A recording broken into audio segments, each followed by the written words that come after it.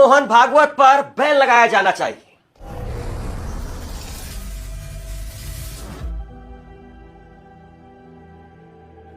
मसीह में मेरे प्रियो, आप सभी को जय मसीह की। मेरे प्रियो, हमारे भारत देश में कुछ ऐसे कट्टरपंथी विचारधारा के लोग पाए जाते हैं जिन्हें आरएसएस, बजरंग दल और हिंदू विश्व परिषद के नाम से जानते हैं, जिनका अध्यक्ष मोहन भागवत है। मेरे प्रियो, आपने कई बार इन लोगों को देखा होगा जो जगह जगह धर्म की राजनीति करते हैं। और मेरे प्रियो, आपने कई बार देखा होगा कि यही वे लोग हैं जो हर जगह दंगा और आतंक फैलाते हैं, धर्म की राजनीति करते हैं और धर्म के नाम पर गुंडागर्दी भी करते हैं।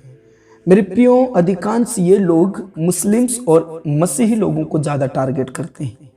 जहाँ कहीं प्रार्थना सभा होती है, ये आरएसएस और बजरंग दल के लोग जिनके पास कोई काम धंधा नहीं है, जिन्हें हमने बेरोजगार दल भी कहते हैं, जो कि आए दिन धर्म की राजनीति करते हैं। अभी एक बहुत बड़ी खबर निकल कर आ रही है कि मोहन भागवत आरएसएस पर बैन लगाया जाए, इस प्रकार की नारे लगाए जा रहे हैं, मुर्दाबाद के नारे लगाए जा रहे हैं और आरएसएस को बैन करने का मोर्चा खोला है।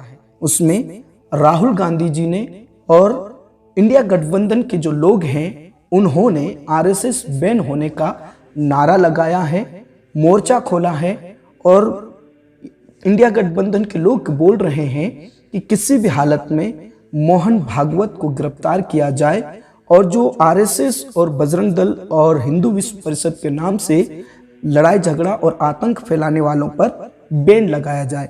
मेरे प्रियो, खबर क्या है मैं आपको इस न्यूज़ में दिखाने जा रहा हूं, इसलिए इस न्यूज़ के अंत तक जरूर बने रहिएगा। यदि आप हमारे चैनल में नए हैं तो चैनल को जरूर सब्सक्राइब करें। आइए हम इस खबर को देखते हैं, उसके बाद में हम बात करते हैं।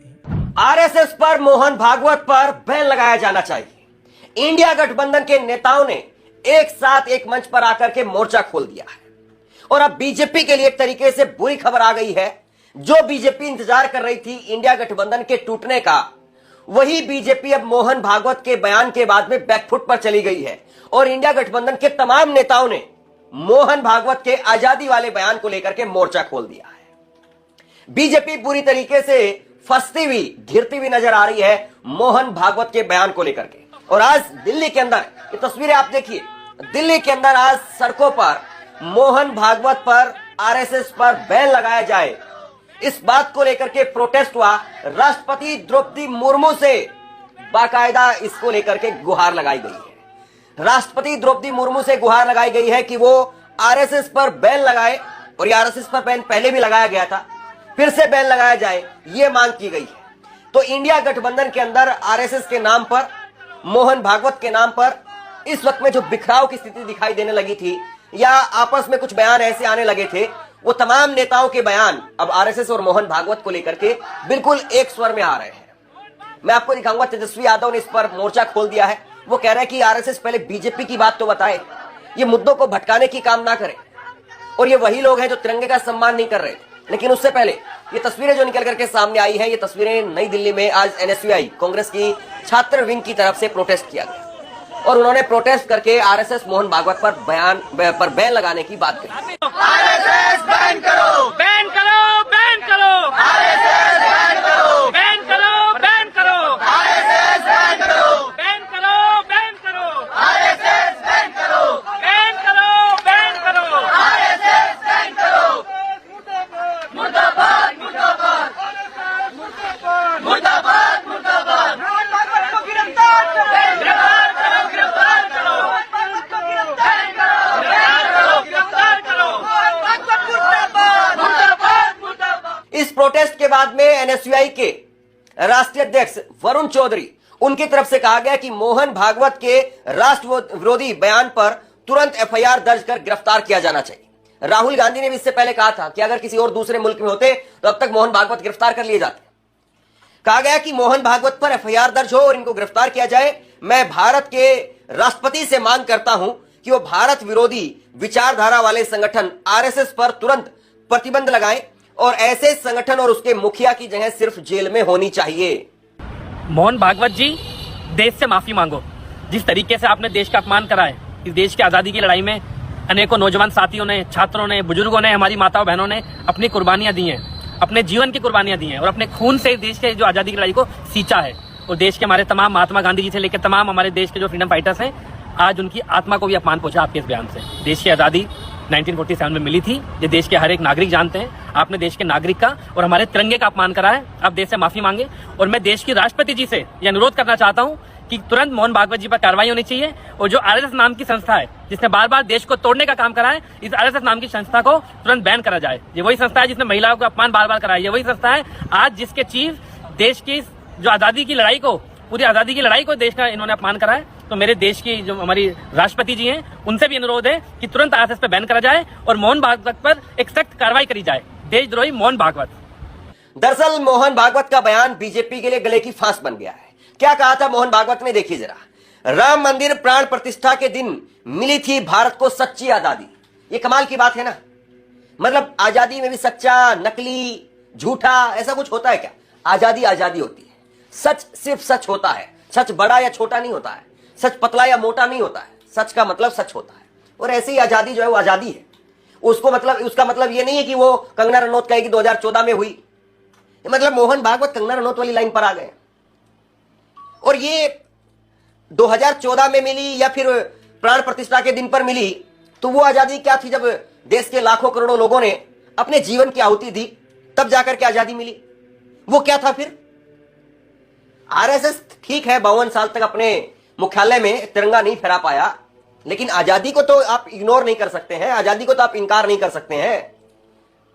मतलब मोहन भागवत भी ये मानते हैं कि भाई आजादी अभी मिली है। वो अब मोदी का तो महिमा मंडन कर नहीं सकते थे, तो उन्होंने राम मंदिर से इसको जोड़ दिया। और इस पर जोरदार तरीके से तेजस्वी यादव ने वार किया। तेजस्वी यादव ने इसको लेकर के क्या कहा है मैं आपको आगे बताता हूं। लेकिन आज कांग्रेस मुख्यालय के, नए कांग्रेस मुख्यालय के उद्घाटन पर राहुल गांधी ने जबरदस्त तीखा हमला बोला। उन्होंने कहा कि मोहन भागवत जो बोलते हैं वो बकवास अब सुनना बंद कर देना चाहिए। मोहन भागवत अगर किसी और दूसरे देश में होते तो उनको गिरफ्तार कर लिया जाता। Yesterday, in a speech, the chief of the RSS said that India never achieved independence in 1947. He said that true independence in India was achieved when the Ram Mandir was built. Mohan Bhagwat has the audacity to inform the nation every 2 or 3 days what he thinks about the independence movement, what he thinks about the constitution.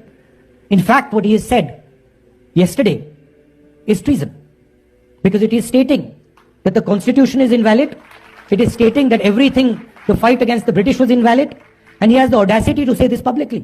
In any other country, he would be arrested and tried. That is the fact, right? To say that India did not get independence in 1947 is an insult to every single Indian person. And it's about time we stop listening to this nonsense that these people think they can just keep parroting out and shouting and screaming, right? That is the crux of it. The Congress party has worked with the Indian people. It has built the success of this country, and it has built the success of this country on the foundations of the constitution. Rahul Gandhi के इस बयान के बाद में Bhajpa RSS के नेता उन पर अटैक कर रहे हैं, उन पर हमला कर रहे हैं। जिस प्रकार आपने इस न्यूज को देखा, इस खबर को देखा कि किस प्रकार इंडिया गठबंधन के लोग राहुल गांधी और उनके जो इंडिया गठबंधन के सदस्य हैं उन्होंने किस प्रकार नारे लगाए और मोहन भागवत जो आरएसएस के अध्यक्ष हैं उनका बैन करने की बात चल रही है। मेरे प्रियो, ये वही लोग हैं जो आतंक फैलाते हैं, ये वही लोग हैं जो धर्म की राजनीति करते हैं। मेरे प्रियो, मोहन भागवत ने क्या कहा कि जब राम मंदिर के प्राण प्रतिष्ठा हुई उस समय में सच्ची आज़ादी मिली। इसका मतलब है कि जो भारत को आज़ादी मिली वो नकली आज़ादी है। कहने का मतलब है कि जो बीजेपी के लोग हैं, जो आरएसएस के लोग हैं, उन्हीं ने भारत को आज़ादी दिलाई। मेरे प्रियो, ये सिर्फ और सिर्फ धर्म की राजनीति है। और जो लोग स्वतंत्र सेनानी जिन्होंने भारत को आज़ाद कराने के लिए अपनी जान को गंवा दी, उनको ये लोग कुछ भी नहीं समझते हैं। जो भारत के संविधान को लिखने वाले डॉक्टर बाबा साहेब अम्बेडकर को भी ये लोग नहीं मानते, यहाँ तक कि संविधान को भी ये लोग नहीं मानते हैं। संविधान के हिसाब से ये लोग नहीं चलते हैं। तो ये लोग सिर्फ और सिर्फ धर्म की राजनीति करते हैं, दंगा करते हैं। और आपने कई बार देखा होगा कि जो मसीह लोग हैं उनके ऊपर बहुत ही ज़्यादा ये लोग अत्याचार करते हैं, धर्मांतरण का झूठा आरोप लगाकर उन्हें फंसाते हैं। और मेरे प्रियो, आप जानते हैं कि हमारा जो भारत देश है वो संविधान के हिसाब से चलता है, लेकिन ये कट्टरपंथी विचारधारा के लोग संविधान को बिल्कुल नहीं मानते हैं। ये अपने अनुसार भारत को चलाना चाहते हैं। मेरे प्रियो, ऐसे लोगों के लिए हमें प्रार्थना करनी है जो धर्म की राजनीति करते हैं, धर्म के नाम पर गुंडागर्दी करते हैं।